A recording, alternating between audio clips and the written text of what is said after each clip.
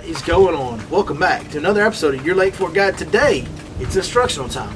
We're going on the Guides Network. Now, as you can see, I'm kind of getting rained out right now. It's hard to operate all these camera equipments that you guys are looking through when there's some moisture out in the air. So, we're going to do a little throwback. This is a on-time pattern. This is a bait you can use right now. You'll be able to use it over the next several months. But right now, we're going to throw it back to an instructional I did last year on the lipless crankbait.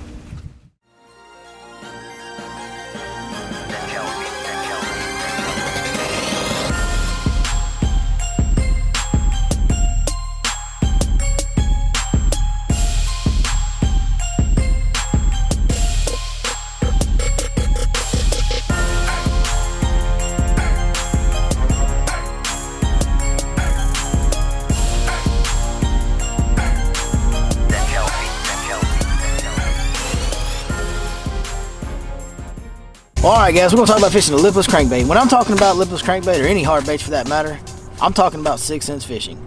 They're a company that makes nothing but high quality, top end type of tackle.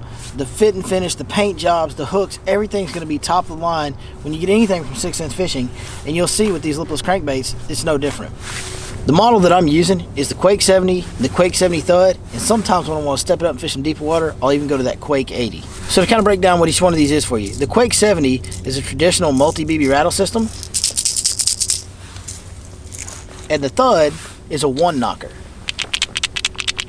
Completely different sounds. There's also a slight difference in the weighting of the baits. The Quake 70 with the traditional BBs is 5/8 ounce. The Quake Thud is a 1/2 ounce bait. Same thing in the 80 series. The regular Quake 80 is going to be 7/8, and the Quake 80 Thud is going to be 3/4 ounce. As you can see in some of these baits down here, my color selection is pretty simple. There's a lot of things you can do with color. Mostly in the wintertime, I'm going to have craw patterns, I'm going to have shad patterns. This one right here is called Ghost Hot Herring, but it's just a shad pattern. Like, there's a lot of shad patterns. You can pick the ones that are unique to you. Now, one thing about 6th Sense, they make a lot of great paint jobs, a lot of great paint options in the Quake line of baits. So you can pick whichever one's tailored to you. If you like a little blue for the shad on your lake, or you like a little bit of chartreuse stripe, you can get a Sexify shad. Like, there's a lot of options out there. I like a little purple, little pink is a color that I tend to lean on out here in Deep East Texas. That seems to do really well. So that's the color right there for the shad pattern that I choose. Now, a secondary shad type pattern that we use a lot in the wintertime, especially when the water gets super, super cold and you got a bright sunny day, the old Gold Reactor, a gold chrome finish, has traditionally been kind of a secret deal, but the secret's kind of out now. But gold chrome is a phenomenal color throughout the winter months as well. And when it comes to the craw patterns, everybody says a red trap. It's really not red that you throw. It's actually orange and goldish, or a blend of somewhere in between is what you throw. If you see here, this is kind of a faded orange trap, has gold stripes, it has a bright orange belly. That's always something I'm looking for, is that orange belly. That thing's vibrating and flashing, and that seems to draw a lot of attention. This one right here is known as Wild Lava Craw, just another great craw pattern. Kind of has a two-tone deal. That's a big deal as well. Gives it that flash we're talking about as it's vibrating. A lot of orange on this one. Really like that color as well. Now, this year we've had a lot of rain. Last year, later in the winter, we had a lot of rain towards the end of January, early February, and even into March. Well, when you get a lot of rain, that water gets real dirty. Well, one thing that I picked up last year and was a huge success, I caught a ton of big fish on this bait last year, was the Tiger Truce color. Orange on top, chartreuse on bottom, really bright, really loud, but when that water gets real dirty in the cold water, you can still catch them on that Tiger Truce Quake 70. Alright, let's talk about the rod, reel, and line setups. Now, there's actually two different setups that I'm going to use when I'm throwing a lipless crankbait. The first one's going to be for East Texas. Got all this grass out here, a lot of heavy vegetation in these lakes. Boy, those fish will bury up in it. And when I'm going to be throwing this bait and ripping it out of grass a lot, fishing a lot of grass with it, I like to fish it on braid. I like to actually use 30-pound braid, and I use a 7.3 heavy Lux Series rod. Now, what that does, that's a heavy setup for a treble hook bait. The one thing about it, you really have to watch the way you set the hook, and I'm going to show you how to set the hook on this rig later. But the one thing that this does is it keeps you so efficient in the grass. It makes it to where you can just give it a little snap or a little snap of the reel handle, and that bait will pop right through that grass, and you're not fighting it, and that grass doesn't wad up on it nearly as bad. So it keeps you a lot more efficient, helps you keep your bait in a strike zone, in a strikeable position more often, which leads to more bites. Now, if I'm fishing a little more scattered vegetation, or even no vegetation, guys, lakes with no vegetation, lipless crankbaits still work in the wintertime. I'm actually going to use 17-pound fluorocarbon and the 7.4 medium heavy with a moderate tip rod. It's actually the square bill, custom square bill rod in the Lux series. That rod's got a lot of bend in the tip, but it's got some length so I can make a long cast and cover a lot of water. But that tip's going to help me keep those fish hooked up, not throw those treble hooks. One thing's going to remain the same on both these setups is I always want a medium gear ratio type reel. 6.3 to 1, 6.2 to 1, somewhere in that range. The reason why is depending on the depth that I want to use, I'm going to control the depth of my reel handle. We'll show that to you in a minute when I'm working the bait. But it's really important for me to have a big variance and be able to go slow or go real fast. So somewhere in the middle is going to allow me to do both the best. All right, so on areas, I'm going to talk to you on areas today about how I fish grass flats in the wintertime. Drains, creek channel bends, lanes in the grass are a big deal. Any type of subtle elevation change that makes that grass scatter out, that's where we're going to focus. You don't want that grass to just be solid, thick grass. Now, if there's a gap, you can still use it. But when that grass gets real thick, you can't really rip that bait out of the grass. And when I'm fishing grass with a lipless crankbait, I want to be contacting the grass. I want to be ripping it out of it. That's when you're going to get most of your bites. So what I look for is these drains that lead into here or these creek channels that lead into here. And anywhere they make a bend or another creek channel joins one, man, that just creates multiple elevation changes and really groups up the fish. And it also gives you more edges for that grass to start scattering out on. And that's where you want to focus your time. That's where you want to get that lipless crankbait in there. When that grass starts scattering out, you can throw it and hit a piece of grass and rip, and then reel a little bit, and hit a piece of grass and rip. That's the most effective way to fish a lipless crankbait in the grass. That's where you can get most of your bites. All right, now let's get up here and talk about the real important stuff. How do we work this bait through grass efficiently? How do we set the hook to make sure that we land all of our fish on a lipless crankbait? Okay guys, one of the big advantages of the lipless crankbait is just how much ground you can cover. You can cover so much water so fast. So you want to make sure you're taking advantage of that, making super long casts. Once I've got that bait out there a good ways, I'm going to go ahead and point my rod at an almost straight out to slightly up angle. What that's going to do is give me the proper amount of leverage for when that bait hits grass to rip it. If I'm holding my rod way up here, I got no power. If I'm holding my rod down, I don't have the power that I need. See, I just hit grass right there and it loaded up on my bait.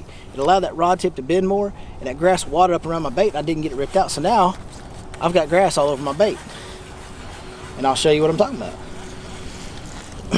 That's what happens when you try to rip from the wrong angle. It gets all wadded up around you because your rod bends too much and you don't have the right leverage.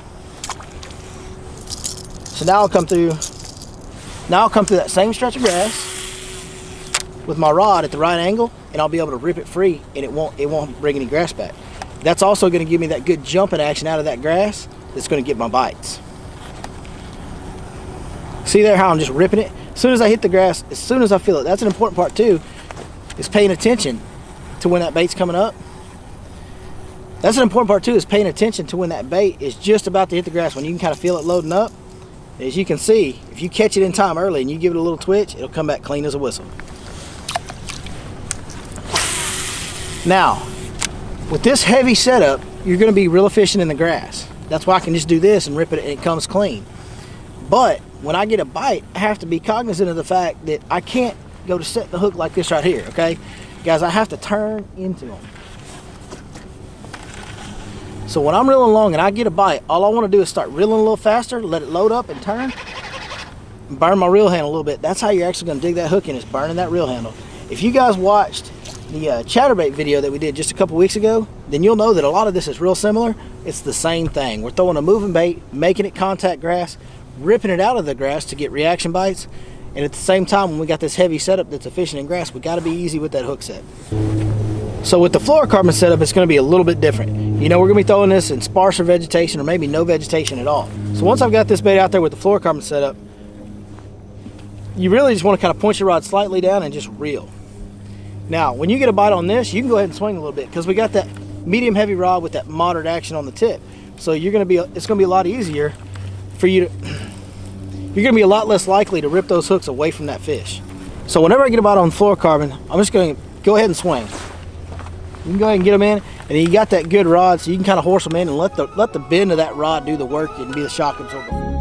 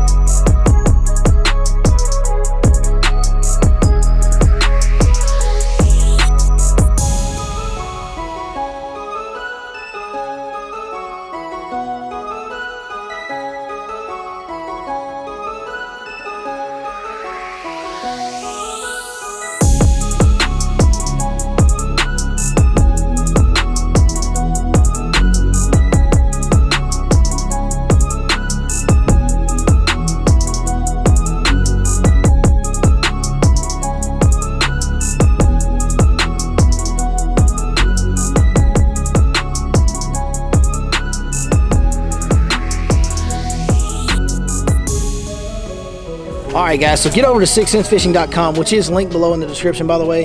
Get yourself some Quake 70, Quake 70 thuds. Hey, one thing about it, you're going to get a top-notch paint job. You're going to get awesome hooks. You don't have to change a thing about it. You pull it out of the package. It's ready to fish. It is a top-of-the-line bait, as good as you'll find on the market anywhere. And when you go get those, be sure when you get on the checkout screen down there in the promo box, you punch in that code, Your Lake Fork Guide. Get yourself a 10% discount on all orders. Thanks for watching. We'll see you next time right here on Your Lake Fork Guide.